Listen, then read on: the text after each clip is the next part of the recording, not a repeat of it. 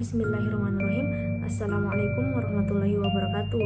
Perkenalkan, nama saya Nabila Hana Zahira Amri dari kelas 10 MIPA 1, nomor urut 25, SMA Negeri 5 Goa. Kali ini saya akan melakukan praktikum proses difusi dan osmosis pada teh celup dan kentang. Bila kita memperhatikan kehidupan di sekitar kita yang begitu luas ini, pastinya tidak terlepas dari pengetahuan tentang hierarki biologi. Dalam ilmu biologi, sel merupakan unit terkecil yang dapat melakukan aktivitas kehidupan. Seperti kita tahu, bahwa di dalam organisme terdapat alat transport yang mampu mengatur organisme lainnya. Hal itu sering dikenal dengan transport zat. Seperti tumbuhan, transport zat dilakukan untuk mendistribusikan energi yang mereka dapatkan dari alam. Transfer zat terbagi menjadi dua, yakni transfer zat aktif dan pasif. Dalam percobaan ini, lebih ditekankan kepada transfer zat pasif yang terdiri dari osmosis dan difusi. Osmosis adalah pergerakan molekul air dari larutan dengan konsentrasi air yang lebih tinggi menuju larutan dengan konsentrasi air yang lebih rendah melalui membran semipermeabel. Sedangkan difusi adalah perpindahan zat dari larutan berkadar tinggi ke larutan berkadar rendah tanpa bantuan energi, sehingga dicapai larutan yang kadarnya sama.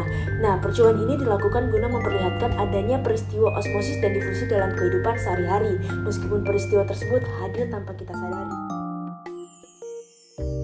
Yang pertama, apakah kentang dan teh celup efektif jika digunakan sebagai media difusi dan osmosis? Yang kedua, bagaimanakah proses difusi dan osmosis yang terjadi pada kedua benda tersebut? Pertama, untuk mengetahui seberapa efektif kentang dan teh celup sebagai media difusi dan osmosis. Yang kedua, untuk mengetahui proses difusi dan osmosis yang terjadi pada kedua benda tersebut. Hipotesis saya adalah kentang dan teh celup jika dijadikan media difusi dan osmosis sangatlah efektif.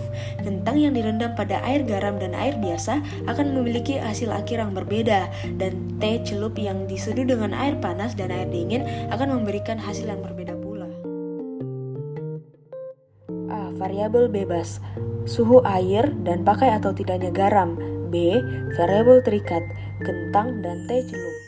Berikut adalah alat-alat dan bahan-bahannya.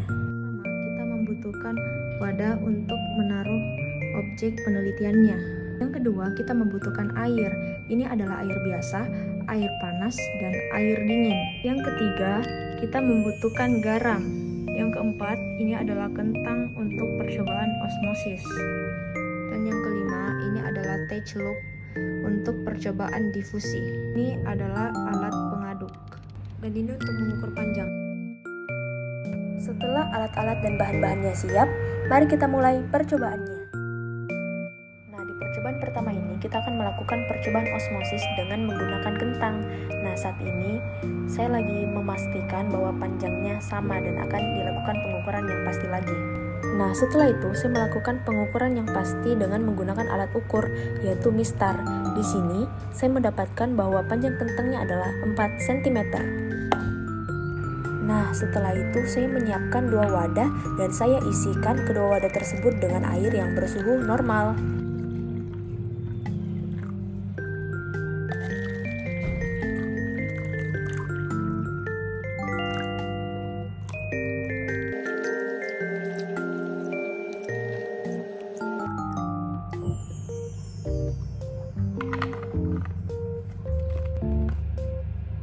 Setelah itu masukkan 4 sendok makan garam pada salah satu air.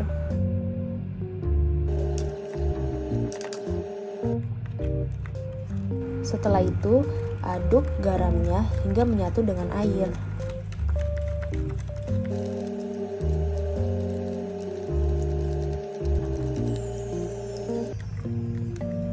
Setelah airnya dan garam telah tercampur dengan sempurna, kita siap memasukkan kentang masing-masing pada satu wadah. Dan kita akan menunggu selama 20 menit.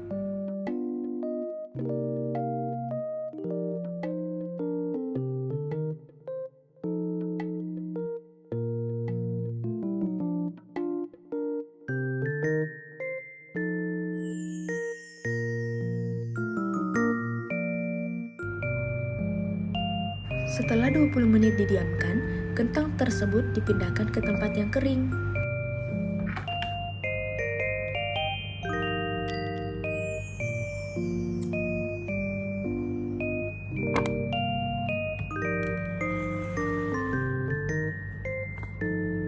Kentang yang direndam di air biasa, bentuk dan ukurannya masih sama seperti sebelum direndam. Sedangkan kentang yang direndam pada air garam itu menjadi lunak, lentur, dan juga menyusut.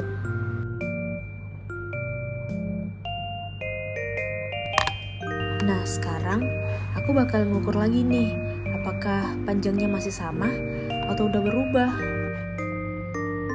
Dan ternyata kentang yang direndam pada air biasa, ukurannya masih sama seperti sebelumnya, 4 cm.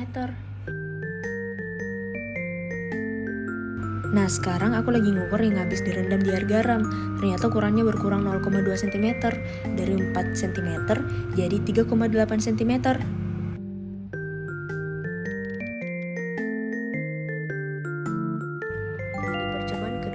Saya akan melakukan eksperimen difusi dengan menggunakan teh celup, air panas, dan air dingin.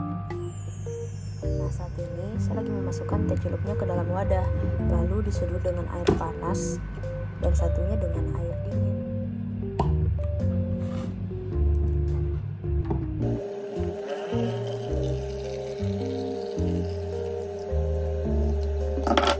Setelah diseduh, ini saya akan diamkan selama 2 menit.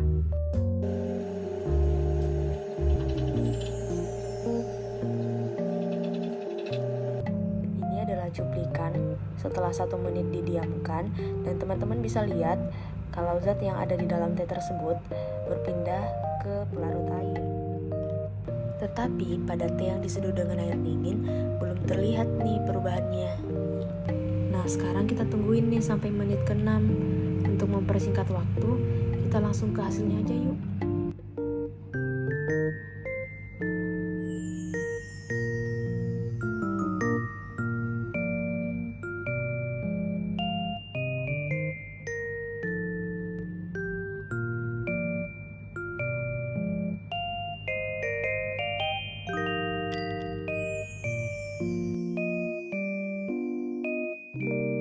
Sebelum melakukan praktikum, ukuran kentangnya adalah 4 cm. Setelah melakukan praktikum, kentang yang direndam pada air biasa tetap 4 cm, sedangkan kentang yang direndam pada air garam menjadi 3,8 cm.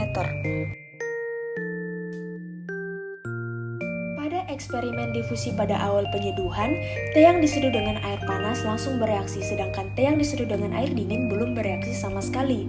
Pada menit ke-6, teh yang diseduh dengan air panas sudah berwarna coklat pekat, sedangkan teh yang diseduh dengan air dingin berwarna agak kecoklatan dan tidak pekat.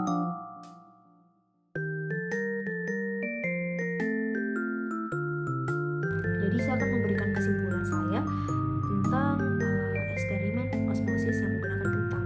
Jadi osmosis itu perpindahan air melalui selaput sel yang bersifat semi-permeabel, yaitu selaput sel yang hanya bisa ditembus oleh molekul-molekul air, contohnya pada sel-sel manusia dan salah satunya sel kentang ini.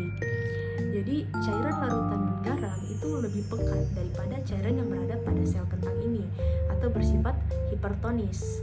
Jadi airnya tuh berpindah dari dalam keluar sel yang mengakibatkan kentang ini bisa mengalami perubahan baik itu di ukuran, menjadi lentur dan menjadi lunak. Itu dikarenakan kentang ini itu kehilangan airnya dari dalam sel-selnya dan sel-selnya mengalami krenasi. Sedangkan pada kentang yang direndam dengan air biasa, itu air biasanya lebih encer daripada cairan yang berada pada kentang atau bersifat hipotonis. Jadi airnya itu berpindah dari luar ke dalam sel yang mengakibatkan kentang ini bisa menjadi lebih padat, menjadi lebih keras, dan juga berkemungkinan bisa bertambah volumenya seperti itu. Nah, pada percobaan kedua, saya melakukan percobaan difusi dengan menggunakan teh celup, air dingin, dan air panas. Zat yang berada dalam teh celup ini itu mengalir atau berpindah ke dalam pelarut air yang konsentrasinya lebih rendah.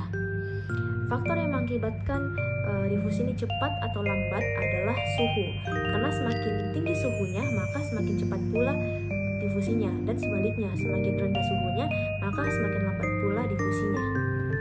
Setelah saya melakukan penelitian, saya bisa mengetahui bahwa kentang dan teh celup itu efektif jika digunakan sebagai media osmosis dan difusi. Proses terjadinya osmosis.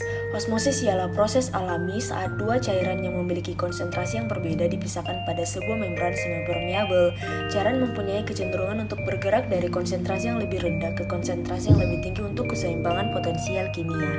Proses terjadinya difusi. Proses difusi terjadi karena adanya pergerakan suatu partikel dalam zat. Partikel ini bergerak dalam konsentrasi tinggi ke konsentrasi yang lebih rendah, sehingga proses ini disebut proses transportasi atau perpindahan.